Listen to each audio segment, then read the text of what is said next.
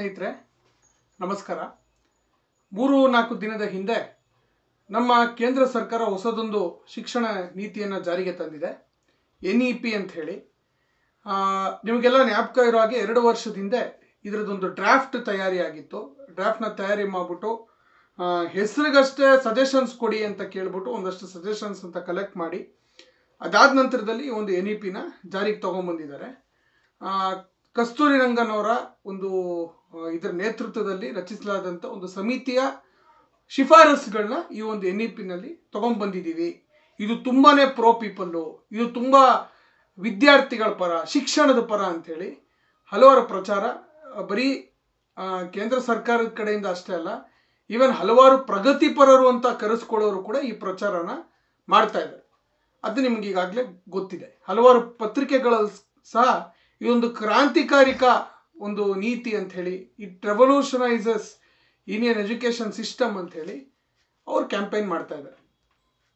ಈಗ ಈ ಥರದ ಒಂದು ನೀತಿ ಯಾವುದು ಇಡೀ ದೇಶನ ಆವರಿಸುತ್ತೆ, ಈ ದೇಶದಲ್ಲಿ ವಿದ್ಯಾರ್ಜನೆ ಮಾಡುವಂಥ ಎಲ್ಲರ ಮೇಲೂ ಒಂದು ಪರಿಣಾಮ ಬೀರುವಂಥ ಒಂದು ನೀತಿಯನ್ನು ತರ್ತಾ ಇದ್ದಾರೆ.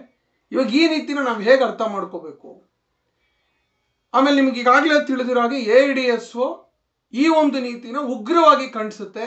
ಅದೇ ರೀತಿ ರಾಷ್ಟ್ರವ್ಯಾಪಿ ನಾವು ಹೋರಾಟಕ್ಕೆ ಕೂಡ ಕರೆ ನೀಡಿದ್ದೀವಿ. ಈಗ ಆಗಸ್ಟ್ 2ನೇ ತಾರೀಕಿಂದ ಆಗಸ್ಟ್ 8ನೇ ತಾರೀಕಿನವರೆಗೆ ಒಂದು ದೇಶದಾದ್ಯಂತ ಪ್ರತಿರೋಧ ಸಪ್ತಾಹನ ನಾವು ಅಬ್ಸರ್ವ್ ಮಾಡ್ತಾ ಇದ್ದೀವಿ. ಅದೆಲ್ಲ ನಿಮಗೆ ತಿಳಿದಿದೆ. ನಮ್ಮ ಕಾರ್ಯಕರ್ತರು ನಿಮಗೆ ಹಲವಾರು ಪೋಸ್ಟರ್ಸ್ನ ಕಳಿಸಿರ್ತಾರೆ. ನಮ್ಮ ಅಖಿಲ ಭಾರತ ನಾಯಕರು ಈಗಾಗಲೇ ಒಂದು ವಿಡಿಯೋ ಮಾಡಿದ್ದಾರೆ, ಅದನ್ನು ನೋಡಿದ್ದೀರಿ. ಈ ಒಂದು ವಿಡಿಯೋ ಮಾಡ್ತಿರುವಂಥ ಉದ್ದೇಶ AIDSO ಎಕ್ಸಾಕ್ಟ್ಲಿ ಯಾಕೆ NEPನ ವಿರೋಧಿಸುತ್ತೆ ಅಂತ ನಾವು ನಿಮ್ಮ ಮುಂದೆ ಕೆಲವೊಂದು ಇಂಪಾರ್ಟೆಂಟ್ ಅಂಶಗಳು, NEP ಒಳಗಡೆ ಇರುವಂಥ ಹಲವಾರು ಅಂಶಗಳನ್ನ ನಿಮ್ಮ ಮುಂದೆ ಇಡಬೇಕು ಅಂತ ಅಂದ್ಕೊಂಡಿದ್ದೀವಿ. ಅದನ್ನ ಇವತ್ತು ಭಾಳ ಸಂಕ್ಷಿಪ್ತವಾಗಿ ಚರ್ಚೆ ಮಾಡೋಣ ಅಂದ್ಕೊಂಡಿದ್ದೀವಿ. ಇದು ಒಂದು ತುಂಬ ದೊಡ್ಡ ಡಾಕ್ಯುಮೆಂಟು, 60-70 ಪೇಜಷ್ಟು ಇರುವಂಥ ಒಂದು ಡಾಕ್ಯುಮೆಂಟು. ಹಲವಾರು ಕಾಲಮ್ಸ್ ಇದೆ, ಹಲವಾರು ಪಾಯಿಂಟ್ಸ್ ಇದೆ ಅದರಲ್ಲಿ. ಸೊ ಇಂಥ ಒಂದು ಡಾಕ್ಯುಮೆಂಟ್ ಬಗ್ಗೆ ಚರ್ಚೆ ಮಾಡ್ಬೇಕಾದ್ರೆ ನೀಟಾಗಿ ಎಲ್ಲ ಬರ್ಕೊಂಬಂದು ಮಾತಾಡಿದ್ರೆ ಒಳಿತು ಅಂತ ನಮ್ಗನ್ನಿಸ್ತು. ಅದಕ್ಕೋಸ್ಕರ ಎಲ್ಲ ಪಾಯಿಂಟ್ಸ್ನ ನೀಟಾಗಿ ಬರ್ಕೊಂಬಂದು ನಿಮ್ಮ ಹತ್ರ ಮಾತಾಡ್ತಾ ಇದ್ದೀವಿ. ಡ್ರಾಫ್ಟ್ NEP ಕಾಪಿ ನಮ್ಮ ಹತ್ರ ಇದೆ. ಯಾರಿಗೆ ಬೇಕಾದ್ರೂ ಆ ಕಾಪಿನ ಕಳಿಸ್ತೀವಿ. ನಾವು ಹೇಳ್ತಿರೋದನ್ನು ನೀವು ತಾಳೆ ಹಾಕಿ ನೋಡ್ಬೋದು. ಫ್ರೆಂಡ್ಸ್, ಈಗ ಫಸ್ಟ್ ಪಾಯಿಂಟ್, ನಾವು NEP ಬಗ್ಗೆ ಮಾತಾಡೋಕ್ಕೆ ಹೋಗೋದಕ್ಕೆ ಮುಂಚೆ ನಮ್ಮ ಭಾರತದ ಶಿಕ್ಷಣ ಒಂದು ವ್ಯವಸ್ಥೆನ ಕಾಡ್ತಾ ಇರುವಂಥ ಪ್ರಮುಖವಾದ ಸಮಸ್ಯೆಗಳು ಯಾವುದು ಅಂತ ನಾವು ಫಸ್ಟ್ ಅರ್ಥ ಮಾಡ್ಕೊಂಬಿಡೋಣ. ಅದಾದಮೇಲೆ ಮುಂದಕ್ಕೆ ಹೋಗೋಣ. ಆವಾಗ ಅವ್ರು ಕೊಡ್ತಾ ಇರೋ ಸೊಲ್ಯೂಷನ್ನು ಆ ದಿಕ್ಕಿನಲ್ಲಿ ಇದೆಯಾ ಇಲ್ವಾ ಅನ್ನೋದು ನಮಗೆ ಗೊತ್ತಾಗುತ್ತೆ. ತುಂಬ ಇಂಪಾರ್ಟೆಂಟ್ ಪ್ರಾಬ್ಲಮ್ಮು ಇಂಡಿಯಾನ ಫೇಸ್ ಮಾಡ್ತಾ ಇರೋದು is extreme commercialisation of education. ಒಂಥರ ವ್ಯಾಪಾರೀಕರಣ, ಶಿಕ್ಷಣದ ವ್ಯಾಪಾರೀಕರಣ ಬೃಹತ್ ಮಟ್ಟದಲ್ಲಾಗಿರೋದನ್ನು ನಾವು ನೋಡ್ತಾ ಇದ್ದೀವಿ. ಅಲ್ಲಿಂದ ಒಂದು ದೊಡ್ಡ ಒಂದು ಸಮೂಹದ ವಿದ್ಯಾರ್ಥಿಗಳು, ಯಾರು ಬಡ ರೈತರು, ಕಾರ್ಮಿಕರು, ಕೃಷಿ ಕಾರ್ಮಿಕರು, ಕೆಳ ಮಧ್ಯಮ ವರ್ಗದ ಒಂದು ಇದಕ್ಕೆ ಸೇರಿದ್ದಾರೆ, ಅವರು ಉನ್ನತ ಶಿಕ್ಷಣದಿಂದ ಅಷ್ಟೇ ಅಲ್ಲ ಸಾಮಾನ್ಯ ಶಿಕ್ಷಣದಿಂದ ಸಹ ವಂಚಿತರಾಗಿದ್ದಾರೆ. ಸರ್ಕಾರದ ಅಂಕಿಅಂಶಗಳು ಹೇಳೋ ಪ್ರಕಾರ 6 ವರ್ಷದಿಂದ 14 ವರ್ಷದವರೆಗೂ ಶಾಲೆಯ ಒಳಗೆ ಇರಬೇಕಾದಂಥ ವಿದ್ಯಾರ್ಥಿಗಳು 3.2 ಕೋಟಿಯಷ್ಟು ವಿದ್ಯಾರ್ಥಿಗಳು ಹೊರಗಡೆ ಇದ್ದಾರೆ. ಅವರೆಲ್ಲ ಬಾಲಕಾರ್ಮಿಕರಾಗಿದ್ದಾರೆ. ಇದು ಸರ್ಕಾರದ ಅಂಕಿಅಂಶ. ಎಷ್ಟೊಂದು ಜನ ಈ ಒಂದು ಅಂಕಿಅಂಶದಲ್ಲಿ ಕೆಲವು ಬದಲಾವಣೆಗಳನ್ನ ಮಾಡಲಾಗಿದೆ. ಏನಂದರೆ ಅವ್ರದ್ದೇ ಫ್ಯಾಮಿಲಿ ಒಳಗಡೆ ಕೆಲಸ ಮಾಡ್ತಾ ಇದ್ರೆ ಅವ್ರನ್ನ ಬಾಲಕಾರ್ಮಿಕರನ್ನ ಕನ್ಸಿಡರ್ ಮಾಡಲ್ಲ. ಅದನ್ನು ಮಾಡಿದ್ರೆ ಈ ನಂಬರ್ 4 ಕೋಟಿ ದಾಟುತ್ತೆ ಅಂತ ಹಲವಾರು ಎಕ್ಸ್ಪರ್ಟ್ಸ್ ಹೇಳ್ತಾರೆ. ಇದು ನ್ಯಾಷನಲ್ ಸ್ಯಾಂಪಲ್ ಸರ್ವೆ ಡೇಟಾ ಹೇಳೋದು. ಸೊ ಇಷ್ಟು ದೊಡ್ಡ ಸಂಖ್ಯೆಯಲ್ಲಿ ವಿದ್ಯಾರ್ಥಿಗಳು ಹೊರಗಡೆ ಇದ್ದಾರೆ. ಇನ್ನು 1ನೇ ಕ್ಲಾಸಿಗೆ ಸೇರುವಂಥ ವಿದ್ಯಾರ್ಥಿಗಳಲ್ಲಿ ಗ್ರಾಸ್ ಎನ್ರೋಲ್ಮೆಂಟ್ ರೇಷಿಯೋ ಅಂತ ಕರೀತಾರೆ. ಅಂದರೆ ಅವರಲ್ಲಿ ಎಷ್ಟು ಜನ PUCಗೆ ಬಂದರು, ಡಿಗ್ರಿಗೆ ಬಂದರು, ಬೇರೆ ಬೇರೆ ವೇರಿಯಸ್ ಡಿಗ್ರೀಸ್ ಇದಿದೆ, ನಂಬರ್ಸ್ ಇದೆ. ಅದ್ರ ಪ್ರಕಾರ 1ನೇ ಕ್ಲಾಸ್ ಸೇರೋರಲ್ಲಿ ಕೇವಲ 60ರಷ್ಟು ವಿದ್ಯಾರ್ಥಿಗಳು ಮಾತ್ರ ಹೈಸ್ಕೂಲಿಗೆ ಬರ್ತಾರೆ, 40ರಷ್ಟು ವಿದ್ಯಾರ್ಥಿಗಳು ಮಾತ್ರ PUCಗೆ ಬರ್ತಾರೆ. ಇನ್ನು ಡಿಗ್ರಿಗೆ ಬರೋದು 20ರಿಂದ 25ರಷ್ಟು ವಿದ್ಯಾರ್ಥಿಗಳು. ಕೇವಲ 5ರಿಂದ 10% ಸ್ಟೂಡೆಂಟ್ಸ್ ಯಾರು 1ನೇ ಕ್ಲಾಸ್ ಸೇರ್ತಾರೆ ಅವರು PGವರೆಗೂ ವ್ಯಾಸಂಗ ಮಾಡ್ತಾರೆ. ಅಂದರೆ ಉನ್ನತ ಶಿಕ್ಷಣದವರೆಗೂ ಹೋಗೋದಕ್ಕಾಗುತ್ತೆ. ಅಂದರೆ ಇನ್ನು ಮಿಕ್ಕಿದ ದೊಡ್ಡ ಸಂಖ್ಯೆ 90% ವಿದ್ಯಾರ್ಥಿಗಳು ಯಾರು ಉನ್ನತ ಶಿಕ್ಷಣಕ್ಕೆ ಬರೋ ಅಷ್ಟರಲ್ಲಿ 90% ವಿದ್ಯಾರ್ಥಿಗಳು ಬೇರೆ ಬೇರೆ ಹಂತಗಳಲ್ಲಿ ಡ್ರಾಪ್ ಔಟ್ಸ್. ಇದಕ್ಕೆ ತುಂಬ ದೊಡ್ಡ ಕಾರಣ ಲ್ಯಾಕ್ ಆಫ್ ಫಂಡ್ಸ್. ಸೊ 2 ರೀತಿ ಇದೆ ಲ್ಯಾಕ್ ಆಫ್ ಫಂಡ್ಸ್ ಅಂತ ಹೇಳಿದ್ರೆ, ಒಂದು ಪೇರೆಂಟ್ಸ್ ಹತ್ರ ದುಡ್ಡಿರಲ್ಲ ಅನ್ನೋದೊಂದು, ಇನ್ನೊಂದು ಪೇರೆಂಟ್ಸು ಇವರ ದುಡಿಮೆ ಮೇಲೂ ಡಿಪೆಂಡ್ ಆಗಿರ್ತಾರೆ. ಅದಿನ್ನೊಂದು ಭಾಳ ಮುಖ್ಯವಾಗಿರುವಂಥದ್ದು. ಈಗ ಲಾಕ್ಡೌನ್ ಆದಮೇಲೆ ಈ ವಿಷಯ ಭಾಳ ಚೆನ್ನಾಗಿ ನಮ್ಗೆ ಅರ್ಥ ಆಗುತ್ತೆ. ಇತ್ತೀಚೆಗೆ ಪ್ರಜಾವಾಣಿ, ಡೆಕ್ಕನ್ ಹೆರಾಲ್ಡ್ ಎಲ್ಲ ಒಂದು ಒಳ್ಳೆ ವರದಿನ ಮಾಡಿದ್ರು. ಒಳ್ಳೆ ಅಂದರೆ ನ್ಯೂಸ್ ಒಳ್ಳೆಯದಲ್ಲ, ಆದರೆ ವರದಿ ಚೆನ್ನಾಗಿತ್ತು. ಅದೇನು ಅಂತಂದರೆ, ಲಾಕ್ಡೌನ್ ಬಂದ ನಂತರದಲ್ಲಿ ನರೇಗಾಗೆ ಎಷ್ಟು ಜನ ಎಂಜಿನಿಯರ್ಸು, PhD ಸ್ಕಾಲರ್ಸು, MPhil ಓದ್ತಾ ಇರೋರು, MSc ಮಾಡಿರೋರು, ದೊಡ್ಡ ದೊಡ್ಡ ಉನ್ನತ ವ್ಯಾಸಂಗ ಪಡೆದಿರೋರೆಲ್ಲ ಇವತ್ತು ಹಳ್ಳಿಗಳಲ್ಲಿ ಕೆಲಸ ಮಾಡ್ತಿದ್ದಾರೆ. ಯಾಕೆಂದರೆ ಅಪ್ಪ ಅಮ್ಮಂಗೆ ಫ್ಯಾಮಿಲಿಯಲ್ಲಿ ಕ್ರೈಸಿಸ್ ಇದೆ, ಫಂಡ್ ಕ್ರೈಸಿಸ್ ಇದೆ ಅಂಥೇಳಿ. ಇನ್ನೊಂದು ಕಡೆ ನಾವು ಇನ್ನು ರೂರಲ್ ಇಂಡಿಯಾಗೆ ಬಂದರೆ, ಯಾವ ರೂರಲ್ ಇಂಡಿಯಾ ಈ ದೇಶದ 68% ಅಷ್ಟು ಈ ಲ್ಯಾಂಡನ್ನು ಕವರ್ ಮಾಡುತ್ತೆ. 68% ಅಷ್ಟು ಇಂಡಿಯಾದ ಪಾಪ್ಯುಲೇಷನ್ ಇರೋದು ಹಳ್ಳಿಗಾಡಲ್ಲಿ. ಆ ರೂರಲ್ ಇಂಡಿಯಾದೊಳಗಡೆ 2017 ನ್ಯಾಷನಲ್ ಸ್ಯಾಂಪಲ್ ಸರ್ವೆ ಡೇಟಾ ಪ್ರಕಾರ ಕೇವಲ ಒಂದು ಮನೆಗೆ, ಒಂದು ಹಳ್ಳಿಗೆ ಕೇವಲ 4ರಷ್ಟು ವಿದ್ಯಾರ್ಥಿಗಳು ಮಾತ್ರ ಪರ್ ವಿಲೇಜ್, 4% ಸ್ಟೂಡೆಂಟ್ಸ್ ಮಾತ್ರ ದೇ ಕ್ಯಾನ್ ಅಫೋರ್ಡ್, ನಾನು ಓದ್ತಾರೆ ಅಂತ ಹೇಳ್ತಾ ಇಲ್ಲ, ದೇ ಕ್ಯಾನ್ ಅಫೋರ್ಡ್ PG ಅಂದರೆ ಉನ್ನತ ವ್ಯಾಸಂಗ ಮಾಡೋದು ಕೇವಲ 4ರಷ್ಟು ವಿದ್ಯಾರ್ಥಿಗಳು ಮಾತ್ರ. ಇಂಥ ಒಂದು ತೀವ್ರವಾದ ಪ್ರಾಬ್ಲಮ್ಮು ಒಂದು ಕಡೆ ಕಾಡ್ತಾ ಇದೆ. ಇನ್ನೊಂದು ಕಡೆ quality of education is in a very very poor state. ಉತ್ತರ ಭಾರತದಲ್ಲಿ, ಈವನ್ ದಕ್ಷಿಣ ಭಾರತದ ಕೆಲವು ಪ್ರಾಂತ್ಯಗಳಲ್ಲಿ ಸರ್ಕಾರದ ಸರ್ವೆ ಪ್ರಕಾರನೇ ಸರ್ವ ಶಿಕ್ಷಾ ಅಭಿಯಾನ ಮತ್ತು RTE ಇದೆಲ್ಲ ಯಾವ ರೀತಿ ರೀಚ್ ಆಗ್ತಿದೆ ಅಂತ ಹೇಳ್ಬಿಟ್ಟು ಗೌರ್ಮೆಂಟ್ ವರ್ಷ ಸರ್ವೆ ಮಾಡುತ್ತೆ. ಆ ಒಂದು ಕಳೆದ ವರ್ಷದ ಸರ್ವೆ ರಿಪೋರ್ಟ್ ಪ್ರಕಾರ 8ನೇ ಕ್ಲಾಸು 9ನೇ ಕ್ಲಾಸಲ್ಲಿ ಓದ್ತಾ ಇರೋ ಸ್ಟೂಡೆಂಟ್ಸಿಗೆ ಒಂದು ಇಂಗ್ಲೀಷಲ್ಲಿ ಪ್ಯಾರಾಗ್ರಾಫ್ ಮಾಡ್ಲಿಕ್ಕೆ ಬರಲ್ಲ. ಅದಾದ ನಂತರದಲ್ಲಿ ನ್ಯೂಟನ್ಸ್ ಫಸ್ಟ್ ಲಾ ಹೇಳಕ್ಕೆ ಬರಲ್ಲ. ಇದೆಲ್ಲ ಒಂದು ರೀತಿ. ಆದರೆ ಇನ್ನು ತುಂಬ ಭಯಾನಕವಾಗಿರೋದು ಅಂತ ಹೇಳಿದ್ರೆ ಡಿವಿಷನ್ ಸಬ್ಟ್ರಾಕ್ಷನ್ ಬರಲ್ಲ 9th standard 8th standard students. ಅದು ನಿಮಗೆ ಕಾರಣ ಯಾಕೆ ಅಂತ ನಿಮಗೆ ಗೊತ್ತು. ಭಾಳ ದೊಡ್ಡದು ಒಂದು ಏನು ನಡೆಯುತ್ತೆ, ಈ ನೋ ಡಿಟೆನ್ಷನ್ ಪಾಲಿಸಿ ಅಂತ ಹೇಳಿ ತಂದ್ಬಿಟ್ಟು 9ನೇ ಕ್ಲಾಸ್ವರೆಗೂ ಪಾಸ್ ಮಾಡ್ಕೊಂಡು ಹೋಗ್ತಾರೆ. ಅಲ್ಲಿವರೆಗೂ ಹೀಗೆ ಬಂದ್ಬಿಡ್ತಾರೆ ಪಾಪ ಮಕ್ಕಳು. 10ನೇ ಕ್ಲಾಸಿಗೆ ಬರೋ ಅಷ್ಟರಲ್ಲಿ ಅವರೆಲ್ಲ ದೇ ಫೇಸ್ ಡಿಫಿಕಲ್ಟೀಸ್ ಒಂದ್ಸಲಿ ಪಬ್ಲಿಕ್ ಎಕ್ಸಾಮ್ ಬಂದ ತಕ್ಷಣ. ಸೊ ಇದೆಲ್ಲ ಒಂದು ಕಡೆ ಆದರೆ ಶಾರ್ಟೇಜ್ ಆಫ್ ಟೀಚರ್ಸ್ ಇದೆ, ಗೌರ್ಮೆಂಟ್ ಸ್ಕೂಲ್ಗಳು ಮುಚ್ಚೋಗ್ತಾ ಇವೆ, quality of government education funded institutions ಬೀಳ್ತಾ ಇದೆ, ಇಂಜಿನಿಯರಿಂಗು ಮೆಡಿಕಲ್ ಎಲ್ಲ ಕೈಗೆಟಕದೇ ಇರುವಂಥ ತುತ್ತಾಗಿ ಪರಿಗಣಿಸಿದೆ. ಸೊ ಈ ಥರದ ಒಂದು ಸಮಸ್ಯೆಗಳನ್ನ ನೋಡ್ತಾ ಇದ್ದೀವಿ ನಾವು. ನಾನು ಇದನ್ನು ತುಂಬ ಡೀಟೇಲ್ಡಾಗಿ ಎಂಟರ್ ಆಗ್ತಾ ಇಲ್ಲ. ಸೊ ಇದು ಮೇಜರ್ ಪ್ರಾಬ್ಲಮ್ಸ್. ಇವಾಗ ಈ ಒಂದು ಸಮಸ್ಯೆಗಳ ಬಗ್ಗೆ ಹೇಗೆ ಶಿಕ್ಷಣ ಬಡ ಜನರು, ಈ ದೇಶದ ಬಹುಪಾಲು ಜನರು, 80% ಜನ ಇವರೇ ಇರೋದು, ಅವರಿಂದ ಹೇಗೆ ಶಿಕ್ಷಣ ದೂರ ಹೋಗ್ತಾ ಇದೆ, ಅದನ್ನು ಮತ್ತೆ ಅವ್ರ ಹತ್ರ ತರೋದಿಕ್ಕೆ ಎಜುಕೇಷನ್ನ ಏನು ಪ್ಲ್ಯಾನ್ ಇದೆ NEP ಒಳಗಡೆ. ಫ್ರೆಂಡ್ಸ್, ನಿಮಗೆಲ್ಲ ಗೊತ್ತಿರೋ ಹಾಗೆ 1986 ರಾಜೀವ್ ಗಾಂಧಿ ಪ್ರಧಾನಿಯಾಗಿದ್ದಾಗ ಆಗ ಸಹ ಈ ಥರದ ಒಂದು ತೊಗೊಂಡ್ಬಂದಿದ್ರು, ನ್ಯಾಷನಲ್ ಪಾಲಿಸಿ ಆನ್ ಎಜುಕೇಷನ್ ಅಂತ, NPE ಅಂತ.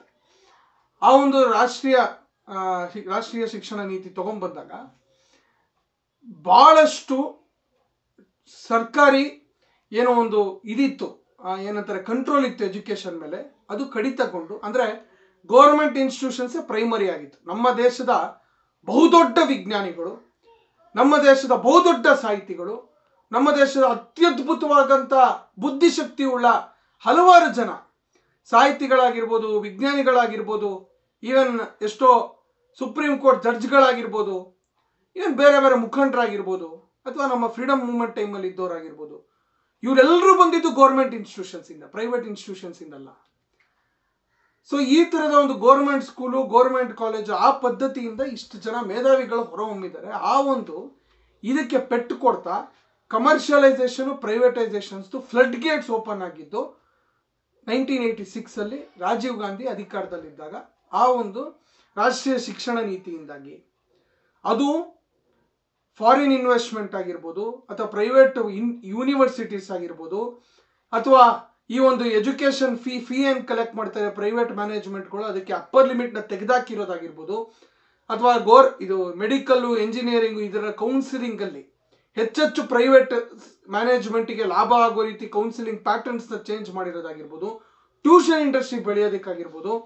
ಒಟ್ಟಿನಲ್ಲಿ ಶಿಕ್ಷಣನ ಬಡ ಜನರಿಂದ ಸುಮಾರು ಪಟ್ಟು ದೂರ ತಗೊಂಡೋಗಿದ್ದು 1986 ಪಾಲಿಸಿ.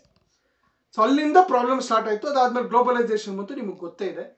ಅಲ್ಲಿಂದ ಏನಾಯಿತು, ದೊಡ್ಡ ಸಮಸ್ಯೆ ಏನಾಯಿತು ಅಂತಂದರೆ, ಪ್ರೈವೇಟ್ನವ್ರ ಹತ್ರ ದುಡ್ಡಿದೆ, ಲಾಭ ಇದೆ, ಅವ್ರ ಹತ್ರ ಲಾಭ ಮಾಡ್ಕೊಳ್ಳೋ ಉದ್ದೇಶದಿಂದ ಶಿಕ್ಷಣಕ್ಕೆ ಬರ್ತಾರೆ ಅವರು.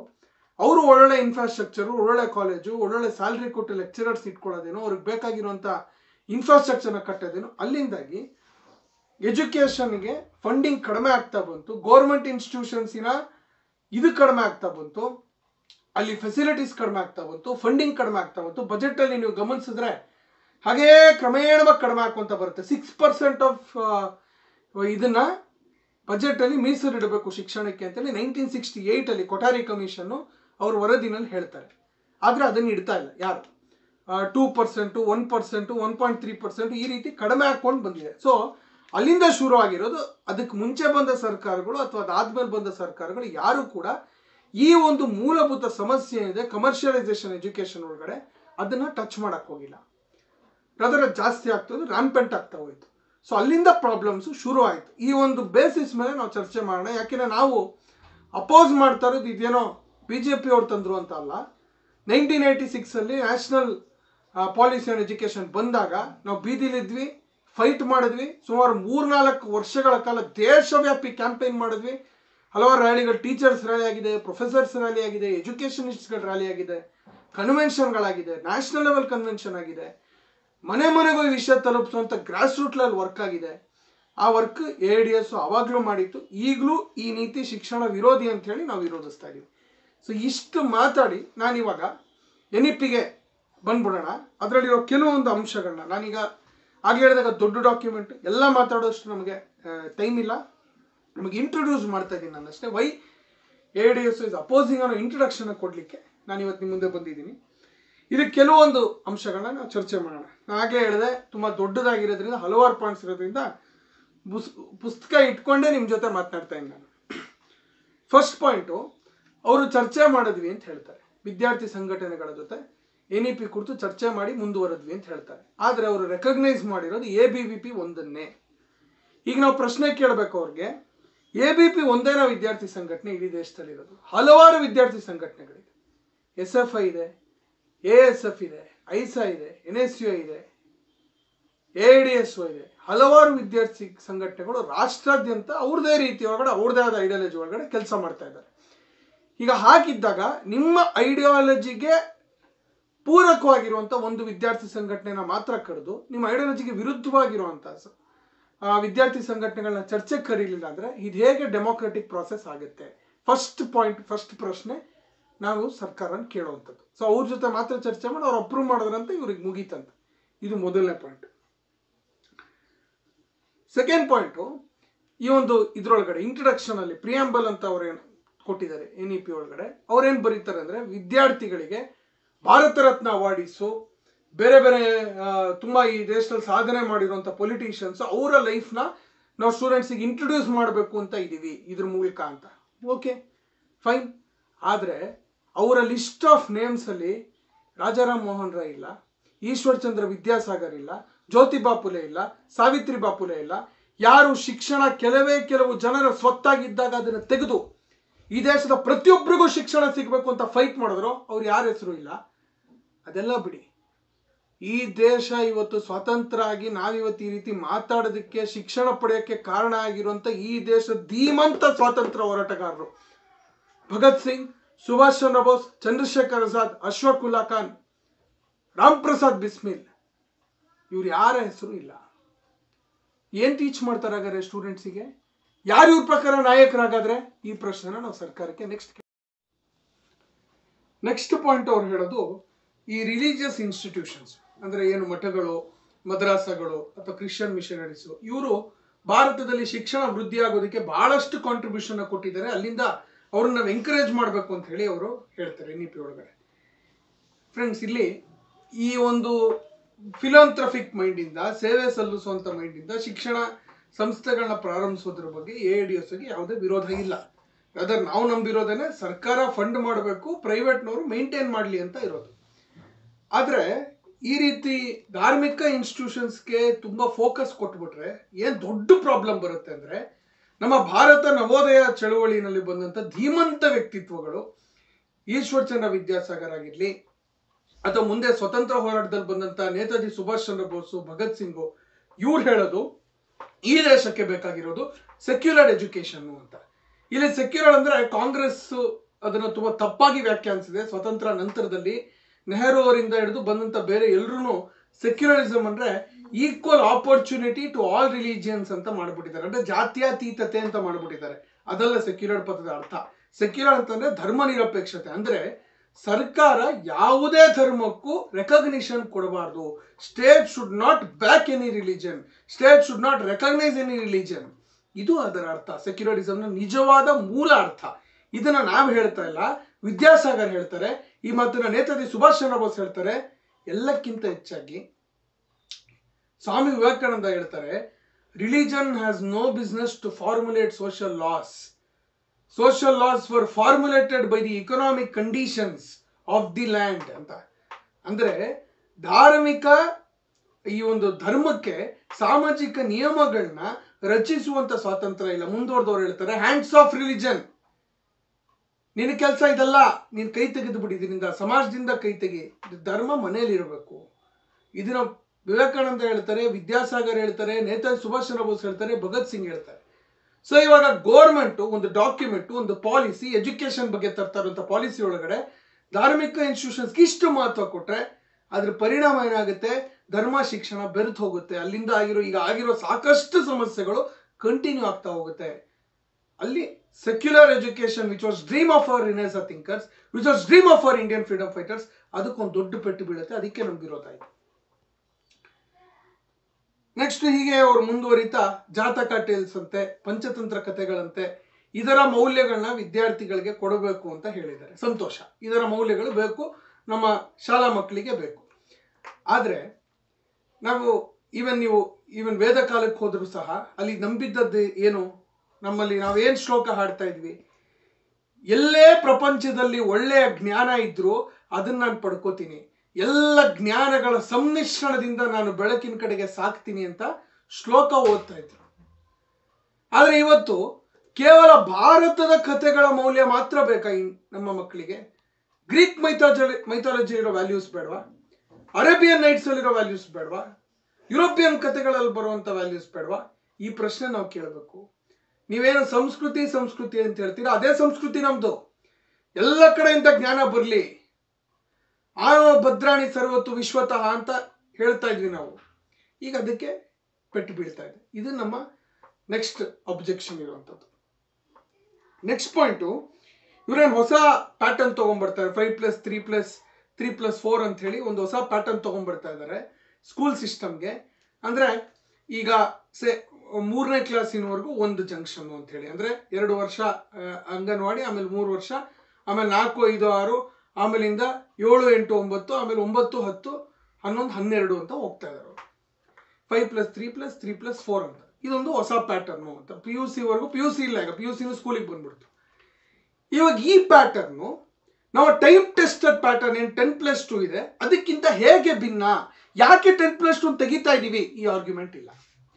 10+2 ಏನ್ ಸಮಸ್ಯೆ ಆಗ್ತಾ ಇದೆ ಅದನ್ನ ಹೇಳಿ ತೆಗಿಬೇಕಂದ್ರೆ ಈ ಸಮಸ್ಯೆ ಆಗ್ತಾ ಇದೆ 10+2 ಪ್ಯಾಟರ್ನ್ ಅಲ್ಲಿ, ಅದಕ್ಕೆ ಹೊಸ ಪ್ಯಾಟರ್ನ್ ತರ್ತಾ ಇದೀವಿ. ಇದು ಇಲ್ಲ, 10+2 ತೆಗೆದು ಇದನ್ನ ತಗೊಂಡ್ಬರ್ತಾ ಇದ್ದಾರೆ. ಅದೇನು ಕಾರಣ ಇಲ್ಲ. ಇದು ಈ ಪ್ರಶ್ನೆನ ನಾವು ನೆಕ್ಸ್ಟ್ ಗೌರ್ಮೆಂಟ್ಗೆ ಕೇಳ್ತಾ ಇದೀವಿ. ಅದಾದ್ಮೇಲೆ ಫಾರ್ಮಲ್ ಎಜುಕೇಶನ್ 6ನೇ ಕ್ಲಾಸಿಂದ ಸ್ಟಾರ್ಟ್ ಆಗುತ್ತಂತೆ. ಅಂದ್ರೆ 5ನೇ ಕ್ಲಾಸ್ವರೆಗೂ ಆಕ್ಟಿವಿಟಿ ಬೇಸ್ಡ್ ಎಜುಕೇಶನ್ ಅಂತ. ನೀವೆಲ್ಲ ಸುಮಾರು ಜನ ಈಗ ವಿದ್ಯಾರ್ಥಿಗಳಿದ್ದೀರಿ. ನೀವು ಸುಮ್ಮನೆ ನಿಮ್ಮ 1ನೇ ಕ್ಲಾಸ್ 2ನೇ ಕ್ಲಾಸ್ಗೆ ಹೋಗಿ ಯಾವಾಗ ಪಾಠ ಮಾಡಿದ್ರೆ ನಿಮ್ಮ ತಲೆಗೆ ಹೋಗಿಲ್ವಾ? ಅವಾಗ ಕೇಳಿರೋ ಪಾಠಗಳ ಜ್ಞಾಪಕ ಇಲ್ವಾ? 3ನೇ ಕ್ಲಾಸ್ 4ನೇ ಕ್ಲಾಸಲ್ಲಿ ಪಾಠ ಕೇಳಿಲ್ವಾ? 5ನೇ ಕ್ಲಾಸಲ್ಲಿ ನೀರು ಅನ್ನೋದು ಓದಿಲ್ವಾ ನಾವು? ಗಾಳಿ ಓದಿಲ್ವಾ ನಾವು? ಥಿಯರಮ್ಗಳನ್ನ ಓದಕ್ಕೆ ಶುರು ಮಾಡಿಲ್ವಾ ನಾವು? ಆಲ್ಜಿಬ್ರಾ ಶುರು ಮಾಡಿಲ್ವಾ? ಈಗ ಈ ಪಾಠಗಳು ಇನ್ಮೇಲೆ ಮಕ್ಳಿಗೆ ಮಾಡಲ್ವಂತೆ, 6ನೇ ಕ್ಲಾಸಿಂದ ಮಾತ್ರ ಪಾಠ ಅಂತೆ. ಈಗ ಆಕ್ಟಿವಿಟಿ ಬೇಸ್ಡ್ ಲರ್ನಿಂಗ್ ಅಂತ ಕ್ರಿಯೇಟಿವ್ ಆಗಿ ಪದಪುಂಜಗಳನ್ನ ಹಾಕಿದಾರಲ್ಲ, ಇಲ್ಲಿ ಬರೋ ಸಮಸ್ಯೆ ಏನು ಗೊತ್ತಾ? ಅಂಗನವಾಡಿಗಳಿಗೆ ಪುಷ್ಟಿ ಕೊಡ್ತೀವಿ ಅಂತ ಹೇಳ್ತಾರೆ. ಈ ಏನಂತಾರೆ ಅದಕ್ಕೆ, ಪ್ರೀ ಪ್ರೈಮರಿ ಎಜುಕೇಶನ್ ಏನಿದೆ 5+ ಅಪ್ ಟು 3ನೇ ಕ್ಲಾಸ್ವರೆಗೂ ಅಂಗನವಾಡಿಗಳಿಗೆ ಪುಷ್ಟಿ ಕೊಡ್ತೀವಿ ಅಂತ. ಸ್ವಾಮಿ, ನಾವು ಕೇಳೋ ಪ್ರಶ್ನೆ ಅಂದ್ರೆ, ಕಳೆದ ಒಂದು 10 ವರ್ಷದಿಂದ ಅಂಗನವಾಡಿಗೆ ಕೊಡುವಂತ ಫಂಡ್ಸ್ನ ಕಟ್ ಮಾಡ್ತಾ ಬಂದಿದ್ದೀರಾ. ಅಂಗನವಾಡಿ ಕೇಂದ್ರಗಳಿರೋದು ಪ್ಯಾರಲಲ್ ಎಜುಕೇಶನ್ ಕೊಡೋದಿಕ್ಕೆ ಅಂತ ಅದು ಶುರು ಆಗಿತ್ತು. ಆದ್ರೆ ಇವತ್ತೇನಾಗಿದೆ, ಮಕ್ಕಳನ್ನು ಸಂಭಾಳಿಸೋ ಲೆವೆಲ್ಗೆ ಇಳಿದು ಬಿಡಿದೆ. ಯಾಕೆಂದ್ರೆ ನೀವೇ ಅಂಗನವಾಡಿ ನೌಕರರಿಗೆ 108 ಕೆಲಸ ಕೊಡ್ತೀರಾ, ನಾನ್ ಟೀಚಿಂಗ್ ವರ್ಕ್.